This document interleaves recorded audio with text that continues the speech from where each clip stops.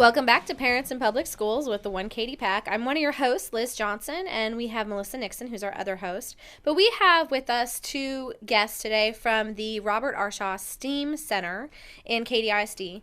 And we were talking before the break about these robotics programs and how that may have kickstarted some of the STEAM building and the STEAM concept in Katy ISD. And I have to say, one of the things I like most about the robotics program, while it's a great program, is what it does to those kids, and how I've seen some of these projects and these competitions, and it really brings together the entire district. These kids, while let's say the Taylor High School team is competing or the Cinco Ranch team is competing, the other schools are standing there cheering them on, and it is a completely collaborative, but yet it's still a competition. It's been very encouraging to see that within Katy ISD. It has been great, and I'm new to the whole robotics competition thing, and it's an incredible program. I will say that the STEAM Center itself promotes some of this working together. From January to May, they are literally there 7 days a week. They're working hard. They're building together, but the teams are building in one place, whereas before this structure was built, they were building all over Katy in different locations, and the mentors didn't have a chance to collaborate. So let's say you have mentors from BP that are helping Cinco Ranch. Well, now they're right next door to the other high schools, Morton Ranch or Tompkins or Seven Lakes or Taylor. And I will see those mentors who are Cinco Ranch mentors over there in the other bays talking to them. So here our kids are basically being apprenticed by all these engineers who are top in their fields and in industry, and to me that is true education. I mean, these kids, they're learning, they're applying. It's amazing to see Katy ISD coming together like that. Well, and I like that you mentioned the business partnerships we have with this. A lot of our, these are parents of Katy ISD students, but they're also just business owners, and also they work at our at area businesses, but Yes. They're coming in and mentoring. So that is an amazing concept in and of itself. I mean, they're not just putting money into these programs and scholarships. They're really investing time and commitment and a lot of energy. And that's just an amazing thing to have happen in Right. the district. I mean, we're very blessed to have that. We are. And it started with one school, really, right? I mean, it started, and then that everybody else wanted to join in, and everybody was supporting everybody to get the program going. It's, rising waters lift all ships. Right. And so now everybody is competing against everybody and pushing each other to the max. It's going to be interesting to see what comes out of this.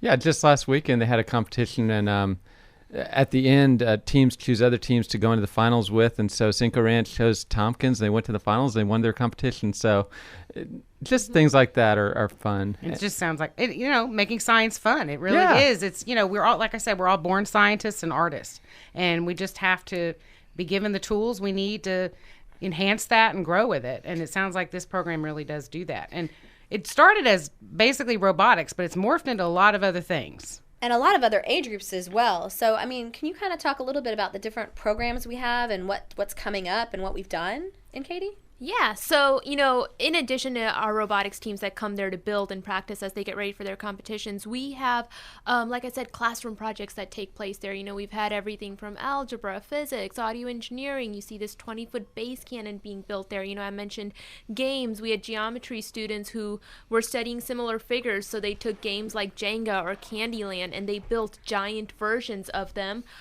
using their similar figure properties. But then there's the community service aspect, where they then donated it to Bo's Place for grieving kids, those games. So those are some of the classroom projects that take place over there. I used to teach physics in the district prior to this, and I was an instructional coach as well. And I remember thinking to myself, gosh, I wish I had this, not just when I was growing up, but I wish I had this as a teacher, because, imagine the physics projects that I could have brought over here, the experiences that I could have provided my students with. So it's a great place to be in, where I can now work with teachers to do that. We've had several things like, family science nights. That's, 3rd through 8th grade students. I've seen those advertised, and I mean, they seem to draw a pretty good crowd. It's Yes. it's kind of a nice, creative, free event. Yes. for kids to come and families to come and really, experience some new and unique things. It's almost like a mini science museum Yes. for the night. Yeah, and so to tell you a little bit about that, one of the things we do is we partner with different organizations and universities, and we're constantly trying to partner with more. So, like, for example, we partnered with Rice University, University of Houston, University of Texas, and the Inventors Association. We talked about the Young Inventor Showcase. So for Family Science Night, if you can imagine, we talked about this open space. We talked about these work bays that we have. For example, we have 8 of them, and then we've got a classroom area as well. So we set up stations in each of the work bays, and we had Rice set up a couple of stations. We had high school students, about 40 high school students who volunteered to come out there and work with these 3rd through 8th grade students. So we set up activities where the older kids are working with the younger kids. They're helping them build bridges. They're helping them build simple machines. And so basically what it is we had 350 kids and their families come through to our first night, which is so exciting because we never know what kind of crowd to expect at our you first really events, don't. You totally really don't. You could have had nobody, or you could have had 1,000. I could have had nobody, and I was hoping, fingers crossed, 100 kids. Just give me 100 kids. So when 350 came, we were ready for it. We were excited about it, and it just, it felt so good to be able to provide the community with something they are looking for. They really there are. were kids and parents there. This is what they wanted to do on a Friday night, and they were so happy that, the district is now providing that. Every time we have an event, we have so many people come through where it's their first time being at the building. So before we move on from that family STEAM event, I just had to interject. My own daughter, for example, she's 9 years old. She came to the STEAM event. She went to the different centers, and one of them was a Rice University professor talking about visual optical illusions and things like that. Well, that was back in September. Since then, every time I come in, she's on the computer looking at optical illusions, looking at neurons. Future magician. Yeah.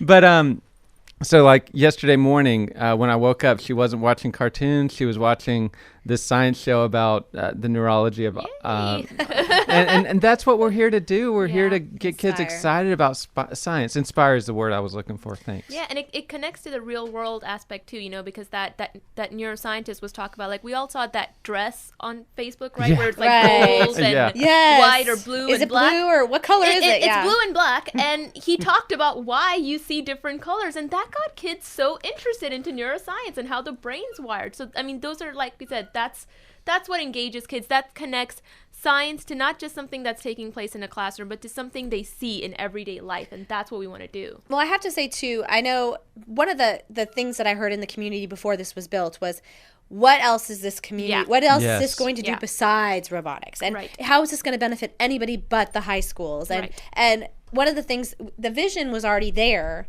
for field trips and things like that. And I know you guys have some very excited 4th graders coming this week, and they're going to be working on solar houses. I mean, that's a field trip within our district where we don't have to leave the district. Right. And I can tell you, I know some of those 4th graders, and they are very excited to be coming. I know 2 of them, and they first of all, they love field trips, but they are very excited to be working on something for science. That's great. Yeah. Yeah. That's awesome. And it all started, we had our inaugural field trip, the Forensic Science CSI experience. I saw those pictures. That looked so cool. Oh, that was awesome. Yes. Those pictures were amazing. So, and that was a community partnership as well, was it not? It was.